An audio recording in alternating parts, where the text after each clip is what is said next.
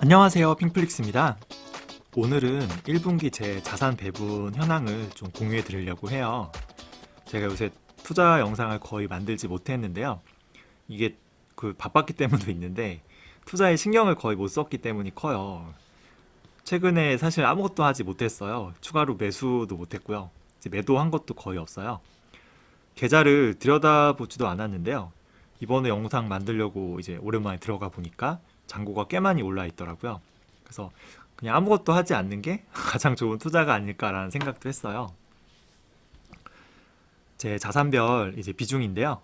뭐 주식이 제일 크죠. 제가 곧 결혼을 앞두고 있어서 이제 같이 살 전세방을 요번에 계약했어요. 그래서 여기에 투입된 현금을 보니까 제 전체 자산의 한 13% 정도 되더라고요. 물론 이게 서울을 떠났기 때문에 가능한 거죠. 지금 당장은 전세로 계약했지만 이제 2년 후에는 혹은 한 번 더 갱신해서 4년 안에는 내 집 마련을 해볼까라는 생각도 좀 있어요. 아무래도 안정적인 주거도 중요하잖아요. 만약에 내 집 마련을 하면은 투입되는 현금은 이제 전체 자산의 한 30% 정도 생각하고 있습니다. 제가 예전에 사업을 해서 아직 회수가 되지 않은 자금이 있는데, 이거는 그냥 회수가 안 될 수도 있겠다는 생각이 들어요. 그냥 손실 처리되는 거죠. 그래서 마음은 아프지만 좀 마음을 비우고 있습니다. 여기 집착하면은 번뇌만 생기고 괴로우니까요. 전체 자산에서 이제 주식 비중이 66%인데 이제 60에서 70% 사이를 계속 유지하려고 해요. 이제 예전에는 80%도 생각한 적이 있는데 이거는 변동성이 너무 커서 이제 멘탈이 힘들더라고요, 유지하기가. 통화별 비중인데 제가 주식 자산 중에 대부분이 이제 이 미국 주식이고 홍콩 시장에 상장된 이제 달러, 그러니까 중국 주식이 많아요. 둘 다 사실 달러잖아요. 그래서 저는 달러 자산이 70%, 원화 자산이 30%죠. 물론 달러도 미국이 돈 찍어내는 거 보니까 약간 의문점은 생기는데 그래도 한국의 이 원화보다는 나은 것 같아요. 장기적으로는 이 7대 3을 좀 유지하려고 하고요. 그리고 이제 홍콩 쪽에 달러가 지금은 이제 미국이랑 페그돼서 같이 움직이는데 나중에는 이게 위안화랑 같이 연동될 거란 예측도 있어요. 그래서 위안화 이제 결제 시장이 자꾸 커지고 있는데요. 나중에 진짜 이 위안화랑 홍콩 달러가 연동이 되면은 저는 달러랑 이제 위안화랑 원화랑 같이 배분하는 형식이 되겠죠. 1년 전 대비로 보면은 전체 자산은 마이너스 5.8% 감소했고요. 주식 자산만 보면은 마이너스 1.2% 감소했죠. 최근 주가가 회복되었다곤 하지만 그래도 1년 전이랑 비교하면은 아무래도 조금 손실이 있어요.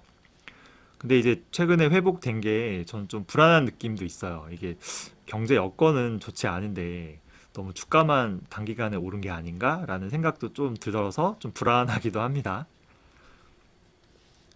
이거는 주식 자산에서 지역별 비중인데요. 이게 중국 포지션에 대해서 좀 의문이 들어요. 이게 중국 시장이 정말 잠재력이 엄청난 건 맞는데, 그리고 지금 너무 주가가 저평가된 것도 많거든요. 근데 이게 무슨 짓을 할지 모르는 이 공산당 리스크가 너무 큰 것 같아요. 그리고 또 이 인구가 고령화되고 있어서 고령화되면 각종 사회 비용이 이제 늘어나잖아요.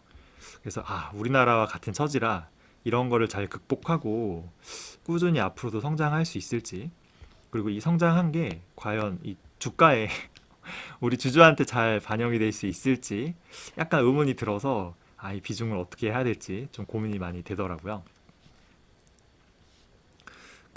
주식 대비 현금 비중인데요. 제가 한 15%까지 유지할까도 생각했었는데 이게 지금 금리가 높다 보니까 전세 대출을 안 받았어요. 그래서 생각보다는 현금 비중이 많이 줄었습니다. 그 QQQ에 이제 RSI 지수가 있어요. 이게 단기적으로 과열됐는지 좀 판단할 수 있는 여부인데요. 이게 거의 70까지 올라갔더라고요. 그래서 이게 너무 과열된 거 아니야? 그래서 일부를 좀 팔아서 현금 비중을 10%로 맞출까도 좀 고민하고 있어요. 당분간 이제 제 결혼을 앞두고 있기 때문에 추가적인 매수는 좀 자제하고 있고요. 좀 관망하려고 합니다. ETF 비중이 이제 50%를 넘었죠. 목표치는 전체 자산의 이제 70%까지 올리는 거예요. 제가 2018년부터 이 주식 스터디를 모임을 했어요. 그래서 열심히 정말 공부하고 사람들이랑 같이 좀 분석도 하고 했는데 과연 이렇게 6, 7년 동안 열심히 공부한 사람 중에서 이제 S&P 500 인덱스보다 높은 성과를 낸 사람이 거의 없거든요. 이게 저도 뭐 그래요, 사실은. 이게 개별 주식에 투자해서 시장 이상의 성과를 장기간 내기가 정말 너무 어렵고 진짜 이렇게 냈다고 해도 이게 진짜 내 실력인지 아니면 그냥 운이 좋았던 건지 이게 판단할 수 없다는 것도 맞는 것 같아요. 이거를 한 75% 정도 이제 정확도로 판단하려면은 최소 20년이 걸리고요. 길게는 뭐 800년이 지나야지 검증할 수 있다는 말이 있는데요. 아, 그게 참 어려운 것 같아서 저는 ETF 비중을 좀 올리려고 해요. 이건 섹터별 비중인데요. 장기적으로는 이제 미국의 IT 기업들 섹터를 50%, 반도체가 20%, 중국 IT가 15%, 바이오 친환경 합쳐서 15%. 이게 그 리밸런싱을 주기적으로 하잖아요. 근데 이거를 너무 자주 하는 것도 안 좋은 것 같아요. 제가 중국 IT 쪽이 너무 올라서 이것도 좀 비중을 낮춘 건데 제가 낮추니까 꼭 그 후에 주가가 폭등하더라고요. 그래서 이런 리밸런싱은 이제 1년에 한두 번씩 정말 조금씩 해야지 너무 자주 하거나 갑자기 큰 금액을 하면은 좀 오히려 안 좋을 수도 있다는 거 좀 주의하셨으면 좋겠어요. 섹터별로 이제 분포 현황인데요. 일단 QQQ죠 이게. 나스닥 100 ETF가 가장 높고요. 그 다음에 아마존이랑 구글이 이제 그 후 메타랑 테슬라 순인데요. 장기적으로는 이제 QQQ의 40%, 아마존, 구글 20%씩, 메타랑 테슬라 합쳐서 이제 10% 10%. 제가 미래를 예측하기 힘들다는 거를 정말 많이 깨닫고 있는 게 있어요. 뭐냐면은 요새 뭐 챗 GPT가 난리죠. AI가 앞으로 중요하다는 거는 알았어요. 근데 AI의 제일 중요한 거는 이 양질의 이 데이터거든요. 소비자 데이터. 장기적으로 AI 시장에서 이 패권을 차지하는 기업이 어디일까? 이런 데이터를 많이 가지고 있는 기업이라는 거예요. 그러니까 뭐 구글이나 그쵸? 아마존이나 그리고 메타나 뭐 테슬라 같은 이런 플랫폼 기업이죠. 플랫폼 기업이 이런 데이터를 많이 가지고 있잖아요. 근데 사실 마이크로소프트는 플랫폼 기업이라 하긴 좀 힘든데 이 마이크로소프트가 이챗 GPT에 투자해서 지금 대박이 난 거 아니에요. 그러니까 이게 미래를 예측한다는 게 참 좀 부질없다는 생각도 들어요. 이미 그 나스닥 100의 QQQ 비중 1위가 애플에서 마이크로소프트로 바뀐 지 좀 됐어요.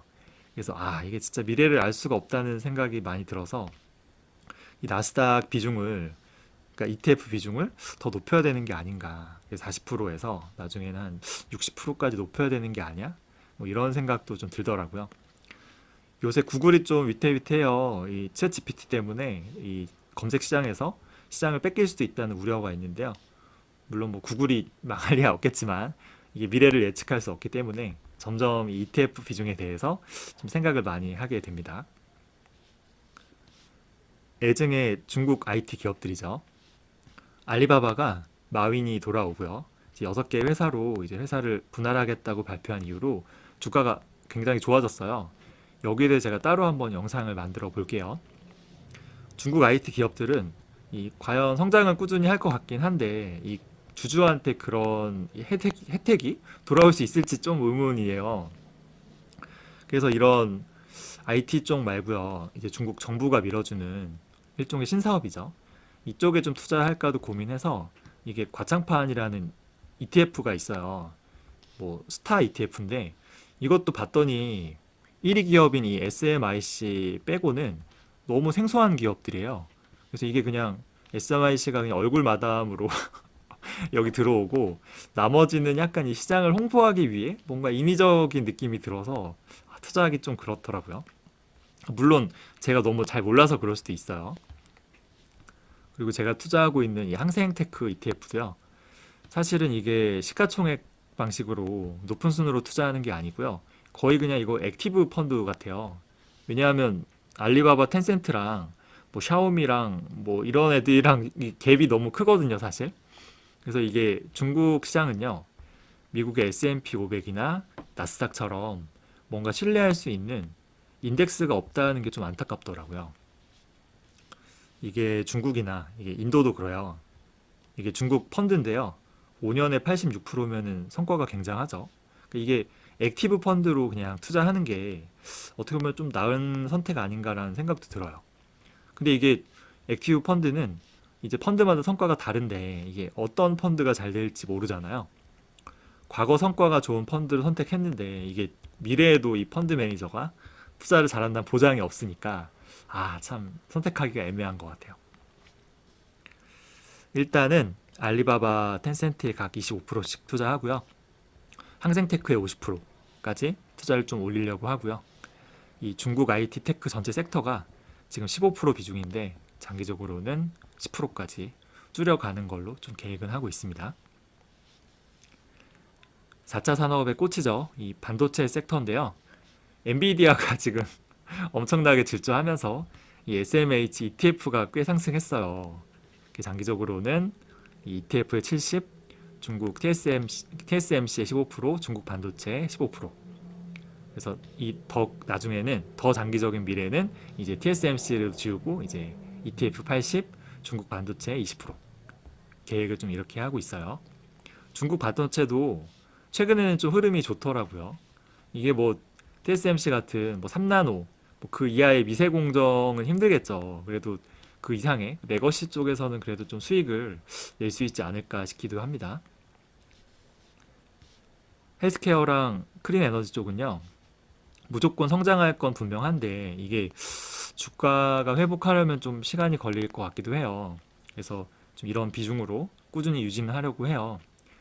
장기적으로는 이 두 개 섹터 합쳐서 15%를 생각하고 있는데요. 이거를 아까 이 차이나 테크랑 비슷한데 한 장기적으로는 10%까지 줄이려고 하는데 이게 헬스케어 바이오랑 이 신재생 에너지 쪽도 결국은 이런 기업들보다 이 IT 기업들의 파워가 점점 커질 것 같기 때문이 커요. 이게 AI가 갈수록 이쪽도 중요해지고요. 또 클라우드로 모든 걸 처리해야 되고 이 반도체에도 많이 들어가잖아요. 장기적으로는 이쪽 비중도 낮추는 걸로 생각하고 있어요. 제 포트폴리오의 탑 10입니다. 1위는 반도체 ETF, 2위가 나스닥, 아마존, 구글, 텐센트, 메타, 항생테크, 알리바바, 그리고 이 바이오테크 ETF랑 신재생 에너지 ETF. 그래서 이 10개 포트폴리오가 전체 주식 자산의 85% 비중이더라고요. 그 대부분이 이제 반도체나 뭐 나스닥이나 이제 IT나 바이오나 신재생 에너지 등 이게 좀 테마 쪽이잖아요. 집중돼 있고요. 굉장히 공격적인 포트폴리오임과 동시에 이게 대부분이 ETF고 사실 빅테크 기업이잖아요. 그래서 이게 한편으로는 굉장히 좀 보수적인 포트폴리오라고 할 수 있죠. 제가 그 돌이켜 보니까 2020년까지만 해도요. 전체 자산에서 이 주식이 차지하는 비중이 30%가 되지 않더라고요. 그러니까 얼마 안 됐어요.